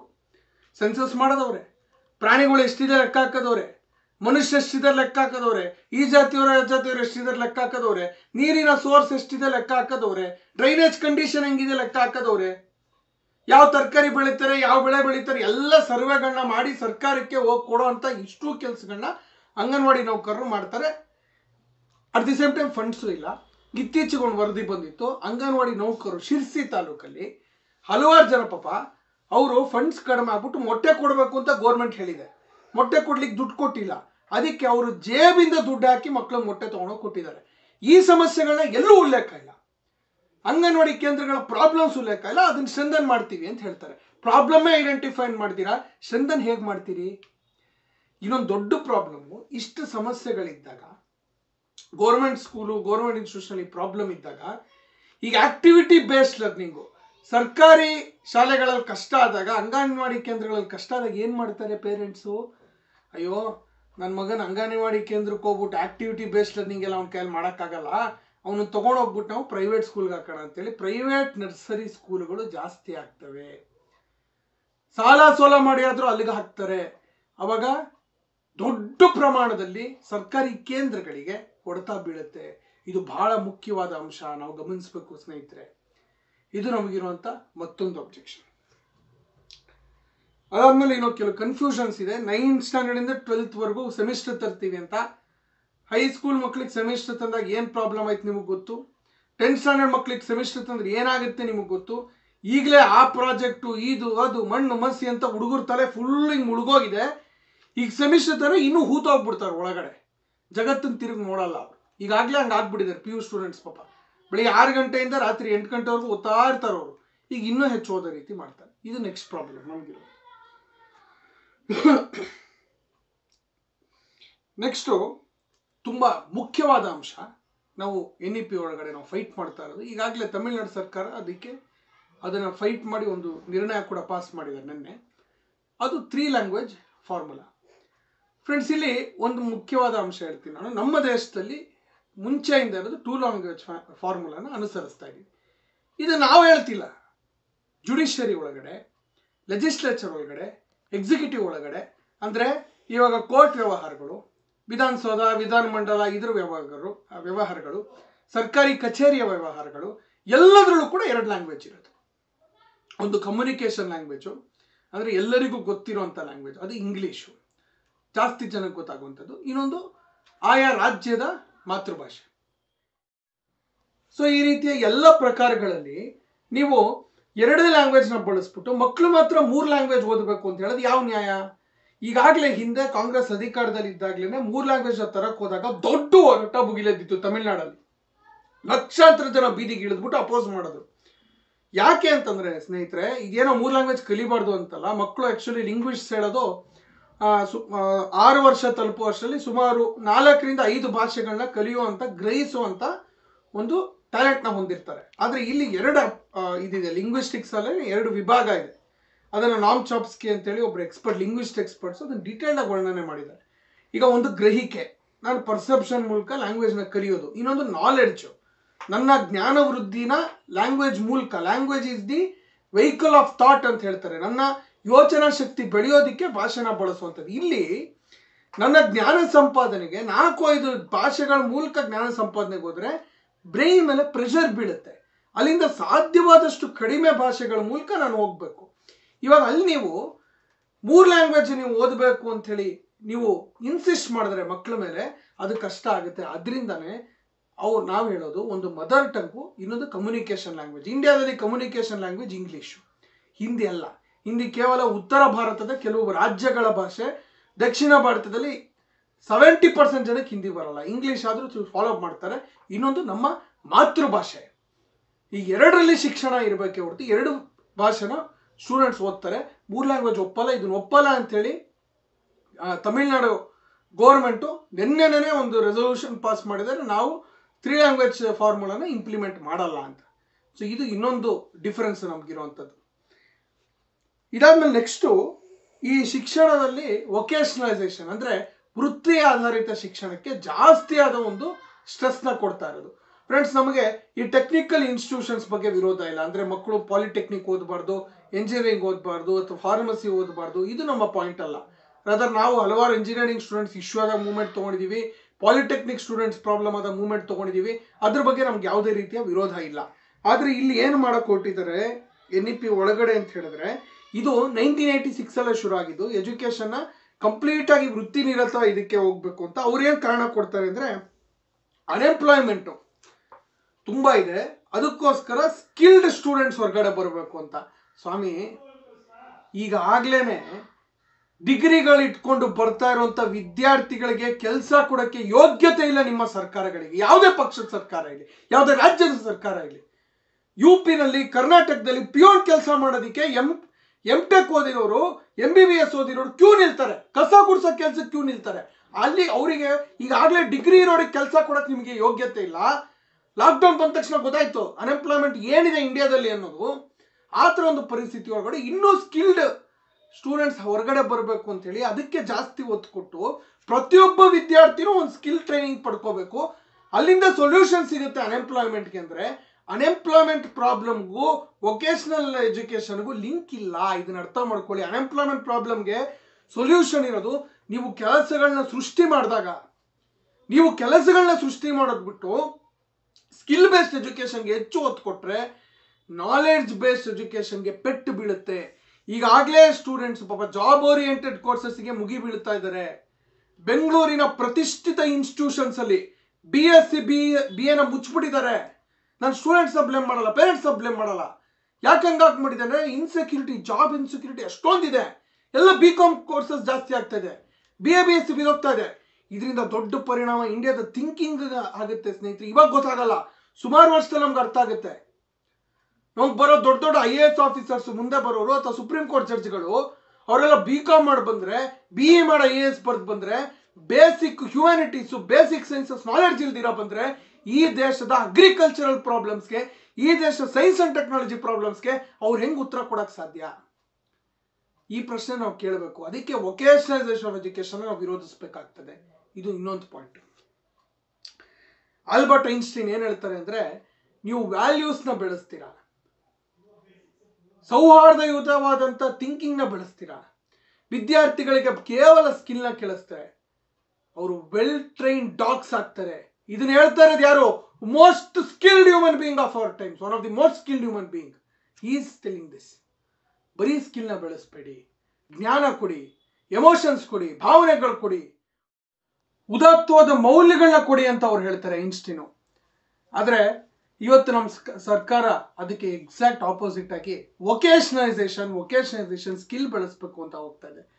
ನಾವು ಇದನ್ನ ಅಪೋಸ್ ಮಾಡಬೇಕು friends. We are not against technical institutions, rather we have demanded government on various occasions to increase government engineering colleges, to increase government polytechnic colleges in our state and in our country too. But ಎಲ್ಲರೂ ಇದರ ವೊಕೇಶನಲೈಸೇಷನ್ ಕಡೆ ಹೋಗ್ಬೇಕು ಅಂತ ಮಾಡಿದ್ರೆ ನಮಗೆ MNCಗಳ foreign ಕಂಪನಿಗಳಿಗೆ ಕೆಲಸ ಮಾಡೋಕ್ಕೆ ಬೇಕಾಗಿರುವಂಥ ಮೆಷಿನ್ಗಳು ಬೇಡ, ನಮಗೆ ಹ್ಯೂಮನ್ ಬೀಯಿಂಗ್ಸ್ ಬೇಕು. ಯಾಕೆ ಹ್ಯೂಮನ್ ಬೀಯಿಂಗ್ಸ್ ಬೇಕು ಅಂದರೆ, ಗ್ರೇಟ್ ವಿವೇಕಾನಂದ ಹೇಳ್ತಾರೆ, education is a man making process. ಅದೊಂದು ಉದಾತ್ತವಾದ ಪ್ರಕ್ರಿಯೆ, ಮಾನವನನ್ನ ನಿರ್ಮಾಣ ಮಾಡುವಂಥ ಪ್ರಕ್ರಿಯೆ ಅಂತ. ನಮ್ಗೆ ಅಂಥ ಮೆನ್ ಬೇಕು, ಮೆಷಿನ್ಸ್ ಅಲ್ಲ ಸ್ನೇಹಿತರೆ. ಅದಕ್ಕೆ ನಾವು ಅಪೋಸ್ ಮಾಡ್ತೀವಿ ಫ್ರೆಂಡ್ಸ್. ನೆಕ್ಸ್ಟ್ ಪಾಯಿಂಟು, ಇವರು ಸ್ಕೂಲ್ ಕಾಂಪ್ಲೆಕ್ಸಸ್ನ ಮಾಡ್ತೀವಿ ಅಂತ ಹೇಳಿದ್ದಾರೆ. ಕೇಳಿದ ತಕ್ಷಣ ನಿಮಗೆ ಖುಷಿ ಅನಿಸ್ಬಿಡುತ್ತೆ. ಅದನ್ನು ಹಲವಾರು ನ್ಯೂಸ್ ಪೇಪರ್ಸ್ ಕೂಡ ಹೋಗಲಿದೆ. ಈಗ ಇವ್ರೇನು ಪ್ರಾಬ್ಲಮ್ ಹೇಳ್ತಿದ್ದಾರೆ ಅಂತಂದರೆ, ಹಲವಾರು ಗೌರ್ಮೆಂಟ್ ಸ್ಕೂಲ್ಸ್ಗಳಲ್ಲಿ 30ಕ್ಕಿಂತ ಕಡಿಮೆ ವಿದ್ಯಾರ್ಥಿಗಳಿದ್ದಾರೆ. ಅಲ್ಲಿ ಮ್ಯಾನ್ ಪವರು ವ್ಯರ್ಥ, ಬಿಸಿ ಊಟಕ್ಕೆ ಕೊಡೋರು ವ್ಯರ್ಥ, ಟೀಚರ್ಸ್ ರೋಲ್ ವ್ಯರ್ಥ, ಆ ಬಿಲ್ಡಿಂಗ್ಗಳ ಬಾಡಿಗೆ ವ್ಯರ್ಥ, ಹಲವಾರು ವ್ಯರ್ಥಗಳಿದೆ. ಅದಕ್ಕೇ ಕಡಿಮೆ ಒಂದು ಸಂಖ್ಯೆಯ ಪ್ರಮಾಣದಲ್ಲಿರುವಂಥ ಸ್ಕೂಲ್ಗಳನ್ನ ಐಡೆಂಟಿಫೈ ಮಾಡಿ ಹತ್ತಿರ ಡಿಸ್ಟೆನ್ಸ್ ಒಳಗಡೆ ಅದನ್ನು ಮರ್ಜ್ ಮಾಡಿಬಿಟ್ಟು ಒಂದು ಸ್ಕೂಲ್ ಕಾಂಪ್ಲೆಕ್ಸ್ ಅಂತ ಮಾಡ್ಬಿಡ್ತೀವಿ. ಅಲ್ಲೇ ಹೈಸ್ಕೂಲು ಅದು ಇದು 2 ಪ್ರಿನ್ಸಿಪಲ್ಗಳು, ಟೀಚರ್ಸ್ ಎಲ್ಲರೂ ಇರ್ತಾರೆ ಆ ಸ್ಕೂಲ್ ಕಾಂಪ್ಲೆಕ್ಸಲ್ಲಿ. ಈ ರೀತಿ ಕಡಿಮೆ ಪ್ರಮಾಣದ ವಿದ್ಯಾರ್ಥಿಗಳಿರುವಂಥ ಗೌರ್ಮೆಂಟ್ ಸ್ಕೂಲ್ಗಳನ್ನ ಸೇರ್ಸ್ ಮರ್ಜ್ ಮಾಡ್ತೀವಿ ಅಂತ. ವಿದ್ಯಾರ್ಥಿಗಳು ಅಂದರೆ ಕಿವಿನಲ್ಲಿ ಹೂವು ಇಟ್ಕೊಂಡು ಅವ್ರು ಹೇಳಿದ್ದಕ್ಕೆಲ್ಲ ಹ್ಞೂ ಗುಡೋರಲ್ಲ. ನಾವು ಪ್ರಶ್ನೆ ಕೇಳ್ತೀವಿ ವಿದ್ಯಾರ್ಥಿಗಳು. ಸರ್ಕಾರಿ ಶಾಲೆಗಳಲ್ಲಿ ವಿದ್ಯಾರ್ಥಿಗಳು ಬರ್ತಿಲ್ಲ ಅಂದರೆ ಎಕ್ಸ್ಪರ್ಟ್ ಕಮಿಟಿ ಹಾಕಿ ಕೂತ್ಕೊಂಡು ಸ್ಟಡಿ ಮಾಡಿ, ಯಾಕೆ ಸ್ಟೂಡೆಂಟ್ಸ್ ಬರ್ತಾ ಇಲ್ಲ ಅಂತ, ಫ್ರೀ ಎಜುಕೇಶನ್ ಬೇಡ ಅಂತ ಯಾಕೆ ಹೋಗ್ತಾ ಇದ್ದಾರೆ? ಯಾಕೆ ಸರ್ಕಾರಿ ಶಾಲೆಗಳಿಗೆ ವಿದ್ಯಾರ್ಥಿಗಳು ಬರ್ತಾ ಇಲ್ಲ? ಟೀಚರ್ ಶಾರ್ಟೇಜ್ ಇದೆಯಾ? ಪಾಠಗಳು ನಡೀತಿಲ್ವಾ? ನೀವು 108 ಬೋಧನೇತರ ಕೆಲಸಗಳನ್ನ ಕೊಡ್ತಿರಲ್ಲ ನೀವು ಶಿಕ್ಷಕರಿಗೆ, ಸೆನ್ಸಸ್ ಇಂದ ಹಿಡಿದು ಬೇರೆ ಬೇರೆ ಆಳುಗಳು ಕೊಡ್ತಿರಲ್ಲ, ಅಲ್ಲಿಂದ ಅವ್ರಿಗೆ ಪಾಠ ಮಾಡಕ್ ಆಗ್ತಿಲ್ವಾ? ಸ್ಕೂಲ್ಗಳೆರಡು ದೂರ ಇದೆಯಾ ಹಳ್ಳಿಯಿಂದ? ಈ ಸ್ಟಡಿನ ಮಾಡಿ ಪ್ರಿಪೇರ್ ಮಾಡಿ ಪ್ರಾಬ್ಲಮ್ ಏನು ಅಂತ. ಅದಲ್ಲ ಸೊಲ್ಯೂಷನ್ ಏನೋ ಸ್ಕೂಲ್ ಮುಚ್ಚೋದು. ಮರ್ಜರ್ ಅಂದ್ರೆ ಕ್ಲೋಷರ್, ಒಂದ್ ಕಡೆ ಮರ್ಜರ್ ಅಂದ್ರೆ ಇನ್ನೊಂದ್ ಕಡೆ ಕ್ಲೋಷರ್. ಇಷ್ಟು ಮಿನಿಮಮ್ ಜ್ಞಾನ ಇದೆಯಪ್ಪ ಈ ದೇಶದ ಜನಗಳಿಗೆ? ಈ ಪ್ರಶ್ನೆ ಕೇಳ್ತೀವಿ ನಾವು. ನೀವು ತಲೆಯವರಿ ಹೆಸರುಗಳು ತಗೊಂಬಂದ್ರು ನಾವು ಈ ಪ್ರಶ್ನೆ ಕೇಳ್ತೀವಿ. ಈ ಸ್ಕೂಲ್ ಕಾಂಪ್ಲೆಕ್ಸಸ್ಗಳಿಂದ ಏನಾಗತ್ತೆ? ಕಳೆದ 10 ವರ್ಷದಲ್ಲಿ ಕರ್ನಾಟಕದಲ್ಲಿ 9,000 ಸರ್ಕಾರಿ ಶಾಲೆಗಳು ಮುಚ್ಚೋಗಿವೆ. ಈಗ ಸ್ಕೂಲ್ ಕಾಂಪ್ಲೆಕ್ಸ್ ಬರೋದ್ರಿಂದ ಇನ್ನೊಂದಷ್ಟು ಸಾವಿರಾರು ಶಾಲೆಗಳು ಕರ್ನಾಟಕದಲ್ಲಿ, ದೇಶದಲ್ಲಿ ಲಕ್ಷಾಂತರ ಎಜುಕೇಶನ್ ಇನ್ಸ್ಟಿಟ್ಯೂಷನ್ಸ್ ಮುಚ್ಚೋಗುತ್ತೆ. ಅಷ್ಟೇ ಅಲ್ಲ, 30 ಜನ ಇದ್ರೂ ಒಬ್ಬ ಟೀಚರ್ ಇದ್ರಲ್ವಾ, 30 ಜನ ಇದ್ರು ಒಬ್ರು ಅಡುಗೆಯವರು ಇದ್ರಲ್ಲ, ಆ ಒಬ್ಬ ಅಡುಗೆಯವರು ಆ ಒಬ್ಬ ಟೀಚರ್ಸು ಕೆಲಸ ಕಳ್ಕೊತಾರೆ ಸ್ನೇಹಿತರೆ. ಈಗಾಗಲೇ ಟೀಚರ್ಸು ಹೋರಾಟದಲ್ಲಿದ್ದಾರೆ ಕೆಲಸ ಇಲ್ಲ ಅಂತ. ಇದಕ್ಕೆ ಸೊಲ್ಯೂಷನ್ ಸ್ಕೂಲ್ ಕಾಂಪ್ಲೆಕ್ಸಸ್ ಅಲ್ಲ, ಇದನ್ನ ನಾವು ಅಪೋಸ್ ಮಾಡಬೇಕು. ಸೊ ಇದು ಇನ್ನೊಂದು ಪಾಯಿಂಟ್ ನಾವು ಹೇಳಬೇಕು ಅಂತ ಇರೋದು, ನಾವು ವಿರೋಧಿಸ್ತಾ ಇರುವಂಥದ್ದು. ಸೊ ನಾವು ಹೇಳೋದೇನು, ನಮ್ಮ ಡಿಮ್ಯಾಂಡ್ ಏನು? ಸರ್ಕಾರಿ ಶಾಲೆಗಳಲ್ಲಿ ಸ್ಟ್ರೆಂತ್ ಯಾಕೆ ಕಡಿಮೆ ಆಗಿದೆ ಅನ್ನೋದು ಸ್ಟಡಿ ಮಾಡಿ, ಸ್ಟ್ರೆಂತ್ ಇನ್ಕ್ರೀಸ್ ಮಾಡೋಕೆ ಏನು ಮಾಡಬೇಕು ಅಂತ ಯೋಚನೆ ಮಾಡಿ, ಅದನ್ನ ಬಿಟ್ಟು ಮರ್ಜರ್ ಅನ್ನೋ ಹೆಸರಲ್ಲಿ ಸರ್ಕಾರಿ ಶಾಲೆಗಳನ್ನ ಮುಚ್ಚೋದು ನಾವು ಒಪ್ಪಲ್ಲ. ಯಾಕೆ ಅಂದರೆ, ನೀವು ಕಾಂಪ್ಲೆಕ್ಸ್ ಅಂತ ಮಾಡಿಬಿಟ್ಟು ತಾಲೂಕಿಗೊಂದು ಗ್ರಾಮ ಪಂಚಾಯತಿಗೊಂದು ಅಂತ ಮಾಡಿಬಿಟ್ರೆ ಹಳ್ಳಿಗಳಲ್ಲಿರೋ ಮಕ್ಕಳು 5-6 ಕಿಲೋಮೀಟರ್ ಒಬ್ಬರೇ ಹೆಂಗೆ ಹೋಗ್ತಾರೆ ಸ್ವಾಮಿ? ಹೆಂಗೆ ಹೋಗ್ತಾರೆ? ಕರ್ನಾಟಕದಲ್ಲಿ ಬಸ್ಗಳು ಹೆಂಗಿರುತ್ತೆ ಗೊತ್ತು. ಹಳ್ಳಿಗಳ ಕಡೆ ಈವನ್ ಸಿಟಿ ಔಟ್ಸ್ಕರ್ಟ್ಸ್ ಅಲ್ಲಿ ಸ್ಟೂಡೆಂಟ್ಸ್ ಇದ್ರೆ ನಿಲ್ಸೋದೇ ಇಲ್ಲ ಬಸ್ಸು. ಹೆಂಗೆ ಹೋಗ್ಬೇಕಾ ಮಕ್ಕಳು? ಆ ಮಕ್ಳಿಗೆ ನಾಳೆ ಹೆಚ್ಚು ಕಡಿಮೆ ಆದ್ರೆ ನೀವು ಜವಾಬ್ದಾರರಾಗ್ತೀರಾ? ಸೊ ನಾವು ಇದನ್ನು ವಿರೋಧಿಸ್ತೀವಿ. ಸ್ಕೂಲ್ ಕಾಂಪ್ಲೆಕ್ಸಸ್ನ ನಾವು ವಿರೋಧಿಸ್ತೀವಿ. ನೆಕ್ಸ್ಟ್ ಪಾಯಿಂಟ್ ನಾವು ಹೇಳುವಂಥದ್ದು, ಇನ್ನೊಂದು ಪಾಯಿಂಟ್ ಮಾಡ್ತೇನೆ ನಾನು.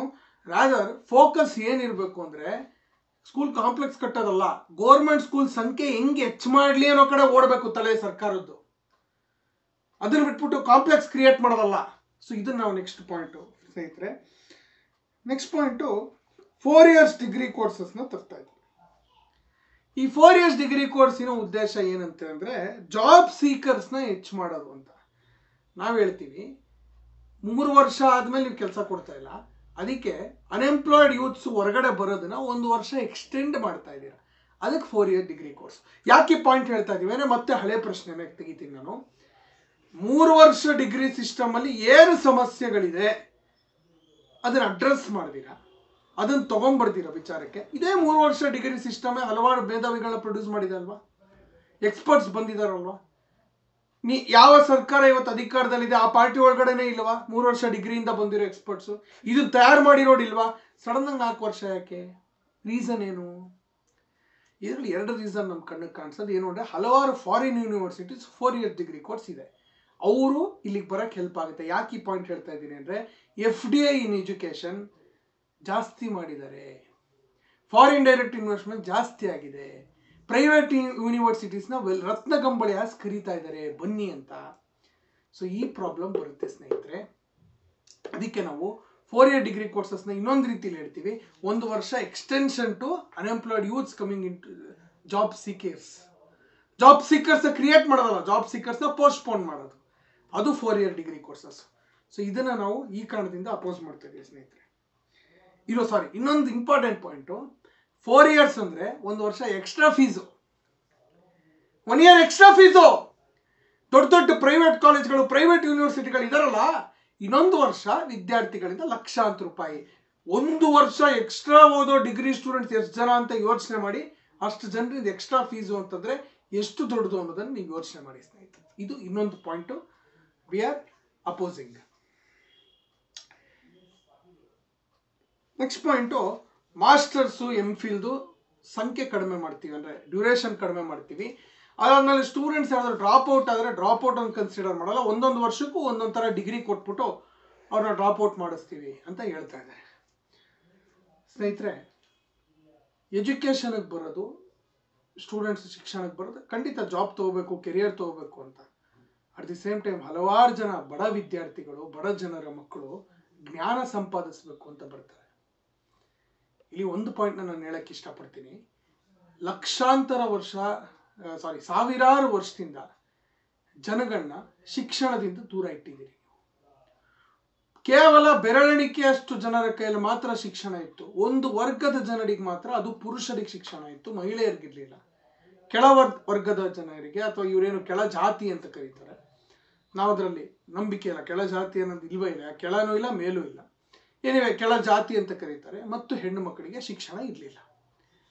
150 ವರ್ಷಗಳ ಹಿಂದೆ ಮಹಾನ್ ಜ್ಯೋತಿಬಾ ಫುಲೆ, ಸಾವಿತ್ರಿಬಾ ಫುಲೆ, ಮಹಾನ್ ಈಶ್ವರಚಂದ್ರ ವಿದ್ಯಾಸಾಗರ್ ಅವರ ಅವಿರತ ಹೋರಾಟದ ಪರಿಣಾಮವಾಗಿ, ಅನ್ಕಾಂಪ್ರಮೈಸಿಂಗ್ ಫೈಟಿನ ಪರಿಣಾಮವಾಗಿ ಇವತ್ತು ಅವರಿಗೆ ಡೋರ್ಸ್ ಓಪನ್ ಆಗಿದೆ ಶಿಕ್ಷಣದ್ದು.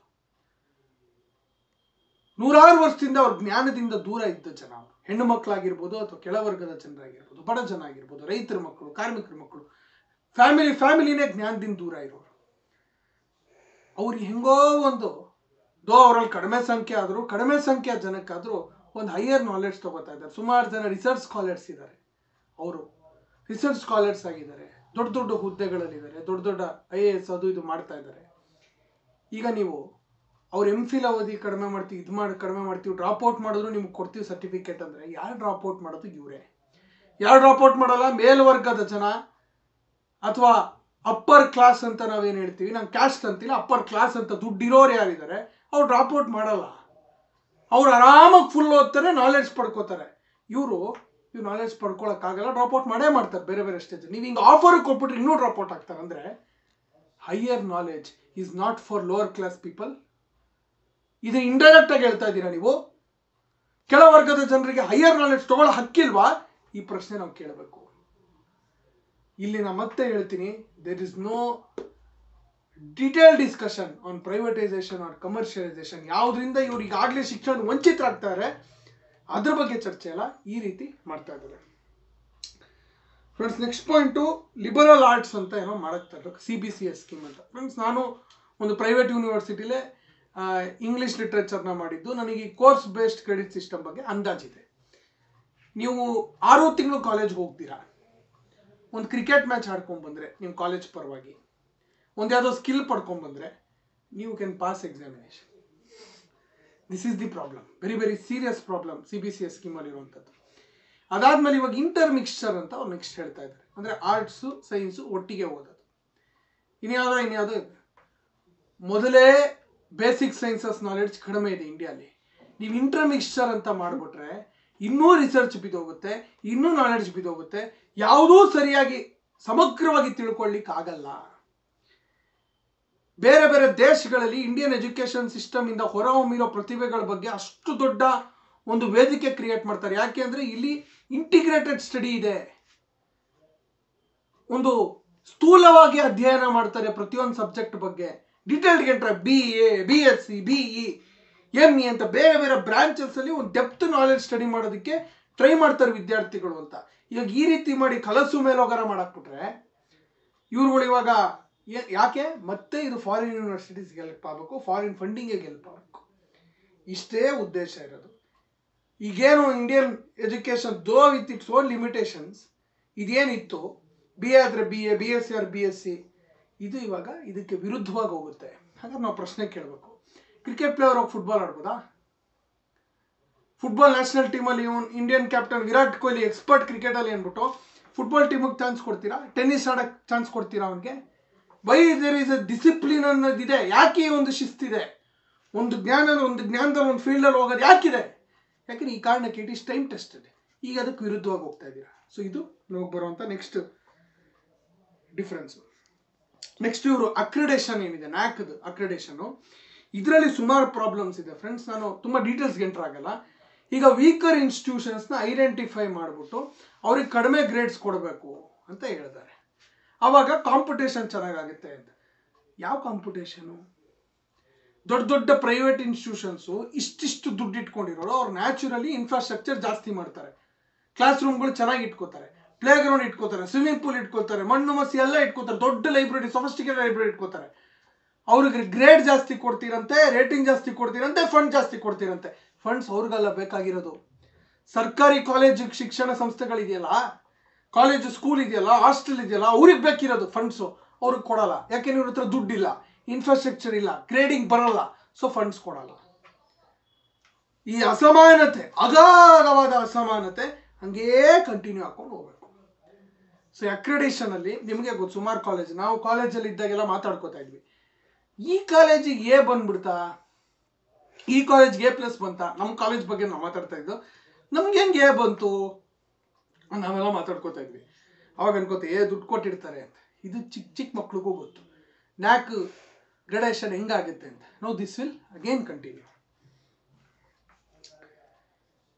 ಫ್ರೆಂಡ್ಸ್, ಬೇರೆ ಬೇರೆ ಇವಾಗ ಮೆಡಿಕಲ್ ಫೀಲ್ಡ್ಗೆ ಸುತ್ತುವರೆದಂಗೆ ಹಲವಾರು ಸಮಸ್ಯೆಗಳಿದೆ. ಅದು ನಾನು ಇಲ್ಲಿ ಎಂಟರ್ ಆಗಕ್ಕೆ ಹೋಗ್ತಾ ಇಲ್ಲ. ಇಟ್ ವಿಲ್ ಬಿ ಲಿಟಲ್ ಬೇರೆ ಒಂದು ಚರ್ಚೆ ಆಗುತ್ತೆ, ನಾನು ಅದಕ್ಕೆ ಎಂಟರ್ ಆಗ್ತಿಲ್ಲ. ಇನ್ನೊಂದು 2 ಬಹಳ ಮುಖ್ಯವಾದ ವಿಷಯಗಳನ್ನ ನಿಮ್ಮ ಮುಂದೆ ತಂದು ನನ್ನ ಒಂದು ವಿಷಯನ ಮುಗಿಸ್ತೀನಿ. ಇನ್ನೊಂದು ಇವ್ರು ತರ ಕೊಟ್ಟಿರೋ ನ್ಯಾಷನಲ್ ರಿಸರ್ಚ್ ಫೌಂಡೇಶನ್ ಅಂತ. ಇನ್ನು ಮುಂದೆ ಭಾರತದಲ್ಲಿ ನಡೆಯುವಂಥ ಎಲ್ಲ ರಿಸರ್ಚ್ಗಳನ್ನ ಈ ಒಂದು ಸಂಸ್ಥೆ ಮೂಲಕ ನಡೆಯುತ್ತೆ ಅಂತ ಅವ್ರು ಹೇಳ್ತಾರೆ. NRF ಅಂತ. ಇದರಲ್ಲಿ it will cater to interest of both public, private enterprises and also philanthropic institutions. ಈ ದೇಶದ ರಿಸರ್ಚ್ನ ಸರ್ಕಾರ ಈ ದೇಶದ ಜನಗಳನ್ನ ದೃಷ್ಟಿಲಿ ಇಟ್ಕೊಂಡು ನಡೆಸ್ಬೇಕು. ಫಂಡಿಂಗ್ ಆಗಬೇಕು. ಏನು ಫಂಡಿಂಗ್ ಆಗಬೇಕು ಅಂದರೆ, ಈ ದೇಶದಲ್ಲಿ ಏನು ಬೇಕು. ಈಗ ಯಾಕೆ ಹಂಗರ್ ಇಂಡೆಕ್ಸಲ್ಲಿ ಇಂಡಿಯಾ 100ಕ್ಕಿಂತ ಕೆಳಗಡೆ ಸ್ಥಾನದಲ್ಲಿದೆ, ಅದ್ರ ಬಗ್ಗೆ ರಿಸರ್ಚ್ ಆಗಬೇಕು. ಯಾಕೆ ಇವತ್ತು ಈ ದೇಶದಲ್ಲಿ ಕಳೆದ 20 ವರ್ಷದಲ್ಲಿ 4 ಲಕ್ಷ ರೈತರು ಆತ್ಮಹತ್ಯೆ ಮಾಡ್ಕೊಂಡಿದ್ದಾರೆ, ರಿಸರ್ಚ್ ಆಗಬೇಕು. ಇವತ್ತು ಎನ್ವೈರನ್ಮೆಂಟಲ್ ಪೊಲ್ಯೂಷನ್ ಇಂದ, ಕ್ಲೈಮೇಟ್ ಚೇಂಜಸ್ ಇಂದ ಆಗ್ತಾ ಇರುವಂಥ ದುಷ್ಪರಿಣಾಮಗಳು, ಬೇರೆ ಬೇರೆ ರೋಗಗಳು ಹೆಂಗೆ ಬರ್ತವೆ, ರಿಸರ್ಚ್ ಆಗಬೇಕು. Health care system in India ಯಾಕೆ ಇಷ್ಟು ಪಾತಾಳಕ್ಕೆ ಕುಸ್ತೋಗಿದೆ, ರಿಸರ್ಚ್ ಆಗಬೇಕು. ಈಗ ಆ ರಿಸರ್ಚ್ಗಳನ್ನ ಬಿಟ್ಟು private enterprises can have A same research ಅಂತ ಮಾಡಿಬಿಟ್ರೆ, ಈ ಬಾಡಿ ಒಳಗಡೆ ಪ್ರೈವೇಟ್ ಕಂಪನಿಗಳನ್ನ ತಂದರೆ ಅವ್ರು ಯಾವುದಕ್ಕೆ ರಿಸರ್ಚ್ ಮಾಡಿಸ್ತಾರೆ ಅಂದರೆ, ಅವ್ರಿಗೆ ಹೆಚ್ಚು ಲಾಭ ಯಾವ್ದು ಬರುತ್ತೋ ಅದಕ್ಕೆ. ಅದರಲ್ಲೂ ಯಾವ ಪ್ರೈವೇಟ್ ಕಂಪನಿಗಳ ಹತ್ರ ಅತಿ ಹೆಚ್ಚು ದುಡ್ಡಿದೆ, they will control research from now on. ಅವ್ರಿಗೆ ಬೇಕಾದಂಗೆ ರಿಸರ್ಚ್ನ ಕಂಟ್ರೋಲ್ ಮಾಡ್ತಾರೆ. Then orientation of research will be increasing profit, not increasing service to society. So ಈ ಒಂದು NRF ತರಬೇಕು ಅಂತ ಅವ್ರು ಏನು ಹೊರಟು ಪ್ರೈವೇಟ್ ಮ್ಯಾನೇಜ್ಮೆಂಟ್ಸ್ ಒಳಗೆ ಬರ್ಬೋದು ಅಂತ ಹೇಳ್ತಾ ಇದ್ದಾರೆ. This we oppose friends. Next ಅವ್ರು ಹೇಳ್ತಾರೆ ನ್ಯಾಷನಲಿ ಸಿಗ್ನಿಫಿಕೆಂಟ್ ನೀಡ್ಸ್, ಅದ್ರ ಬೇಸಿಸ್ ಮೇಲೆ ರಿಸರ್ಚ್ ಆಗುತ್ತೆ ಅಂತ. ನಾನು ಆಗ್ಲೇ ಹೇಳ್ದಂಗೆ, if private enterprises decide what is nationally significant, then it will be disasters to this country. So we are opposing this. Next point, ಇನ್ನೊಂದು ಕೊನೆಯ ಒಂದು ಹಂತಕ್ಕೆ ಬಂದಿದ್ದೀನಿ. ಅಂದರೆ ಈ ಎಲ್ಲ ಎಜುಕೇಷನ್ ಬಾಡಿಗಳನ್ನ ಒಂದು ಸಿಂಗಲ್ ಬಾಡಿ ಕೆಳಗಡೆ ಬರುತ್ತಂತೆ. ಈಗ ನಾವೇನು UGC ಇದೆ, AICT ಇದೆ, ಅಥವಾ IMA ಇದೆ, ಮೆಡಿಕಲ್ ಇದು ನೋಡ್ಕೊಳ್ಳೋದಕ್ಕೆ, ಇವರೆಲ್ಲ ಹೋಗ್ಬಿಟ್ಟು ಒಂದು ಸಿಂಗಲ್ ಬಾಡಿ ಬರುತ್ತೆ. ಏನು NHERA ಅಂತ. ಅದ್ರ ಕೆಳಗಡೆ ಇವರೆಲ್ಲದ್ರ ಇಂಟಿಗ್ರೇಷನ್ ಅವ್ರು ನೋಡ್ಕೋತಾರೆ. ಈ ಮೆಡಿಕಲ್ ಎಜುಕೇಷನ್ ಸ್ವಲ್ಪ ಬೇರೆ, NMC ಬಿಲ್ ಅಂತ ತರ ಕೊಟ್ಟಿದ್ದಾರೆ. ಅದನ್ನು ಇಟ್ ಇಸ್ ಬಿನ್ ಏನಂತ ಸ್ಟ್ರೆಂಥನ್ ಬೈ NEP. ಅದು ತಂದರೆ ಮೆಡಿಕಲ್ ಎಜುಕೇಷನ್ ಇನ್ನೂ ಹೆಚ್ಚು ಪ್ರೈವೇಟೈಸ್ ಆಗುತ್ತೆ. ಅದ್ರ ಬಗ್ಗೆ ನಮ್ಮ ಹಲವಾರು ಹಳೆಯ ವಿಡಿಯೋಗಳಿದೆ, ನಮ್ಮ ಯೂಟ್ಯೂಬ್ ಚಾನಲಲ್ಲಿದೆ. NMC ಬಿಲ್ಲಿಂದ ಆಗೋ problems you can go and check on our YouTube channel. ಅಥವಾ ನಮ್ಮ ಹತ್ರ ಒಂದು ಡಾಕ್ಯುಮೆಂಟ್ ಇದೆ, ವಿಲ್ ಸರ್ಕ್ಯುಲೇಟ್ ಇಟ್ ಇಫ್ ಯಾರಿಗೆ ಇಂಟ್ರೆಸ್ಟ್ ಇದೆ ಮೆಡಿಕಲ್ ಎಜುಕೇಷನ್ ಇರುವಂಥ ಪ್ರಾಬ್ಲಮ್ಸ್. ಇಲ್ಲಿ NHERA ಬಂದರೆ, NHERAನೇ ಕಂಟ್ರೋಲ್ ಮಾಡೋಕ್ಕೆ ಶುರು ಮಾಡಿಬಿಟ್ರೆ ಬರುವಂಥ ಕೆಲವು ಇಂಪಾರ್ಟೆಂಟ್ ಪ್ರಾಬ್ಲಮ್ಸು. ಸೊ ಬೇರೆ ಬೇರೆ ಪ್ರಕಾರದ ಒಂದು ಕಮಿಟಿಗಳಿರೋದ್ರಿಂದ, ಎಂಜಿನಿಯರಿಂಗ್ ಒಂದು ಬೋರ್ಡು, ಮೆಡಿಕಲ್ಗೆ ಒಂದು ಬೋರ್ಡು, ಅಥವಾ ಕಾಲೇಜಿಯೇಟ್ ಎಜುಕೇಷನ್ಗೆ ಒಂದು ಬೋರ್ಡು, ಡಿಗ್ರಿಗೆ ಒಂದು ಬೋರ್ಡ್ ಇರೋದ್ರಿಂದ ಆಯಾ ಪ್ರಕಾರದಲ್ಲಿ ಬರೋ ಪ್ರಾಬ್ಲಮ್ಸ್ ಅವ್ರದೇ ಪ್ರಾಬ್ಲಮ್ಯಾಟಿಕ್ ಮಟ್ಟದಲ್ಲೇ ಆಯಾ ಪ್ರಕಾರದ ಪ್ರಾಬ್ಲಮ್ಸ್ ಐಡೆಂಟಿಫೈ ಮಾಡಿ ಸೊಲ್ಯೂಷನ್ ಕೊಡ್ತಾರೆ. ಇವಾಗ ಒಂದೇ ಬೋರ್ಡ್ ಆಗ್ಬಿಟ್ರೆ ಕ್ರಾಸ್ ಚೆಕ್ ಎಲ್ಲಿದೆ, ಯಾವ ಸಮಸ್ಯೆಗೆ ಏನು ಸೊಲ್ಯೂಷನ್ ಅಂತ ಹೆಂಗೆ ಹುಡುಕ್ತಾರೆ ಅವರು, ಈ ಪ್ರಶ್ನೆನ ನಾವು ಕೇಳಬೇಕು. ಇದೆಲ್ಲದನ್ನ ಕಂಟ್ರೋಲ್ ಮಾಡೋಕ್ಕೆ ಒಂದು RSA ಅಂತ ಮಾಡ್ತಾರಂತೆ, ರಾಷ್ಟ್ರೀಯ ಒಂದು ಇದು ಅಂದ್ಬಿಟ್ಟು.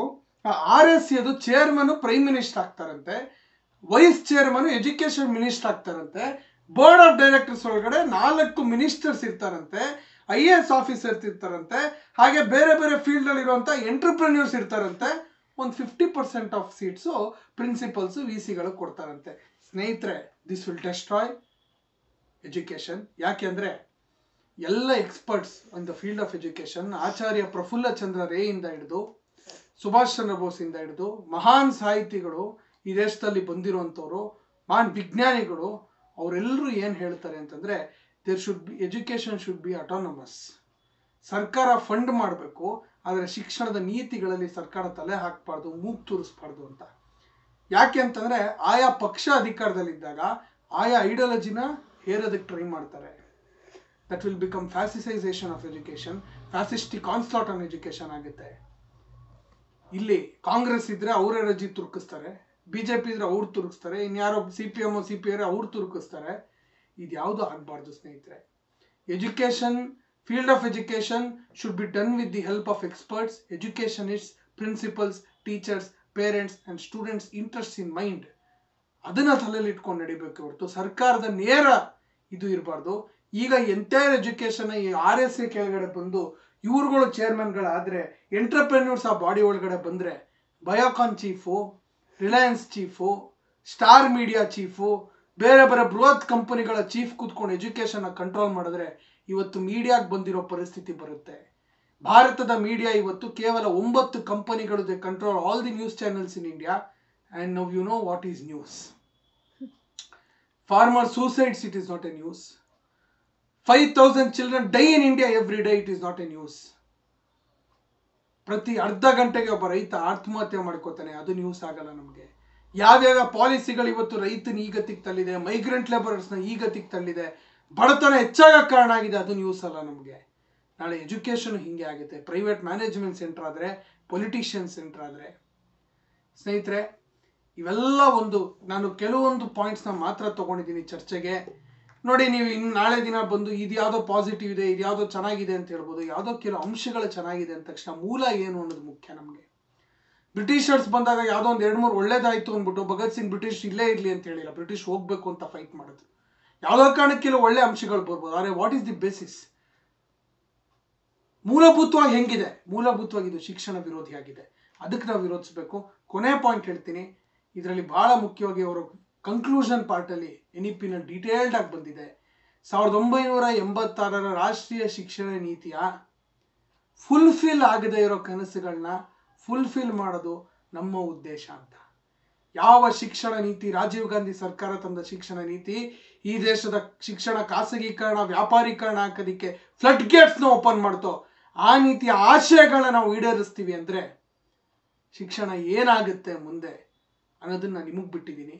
ಇದಕ್ಕೋಸ್ಕರ ADS NEP ವಿರೋಧಿಸುತ್ತೆ.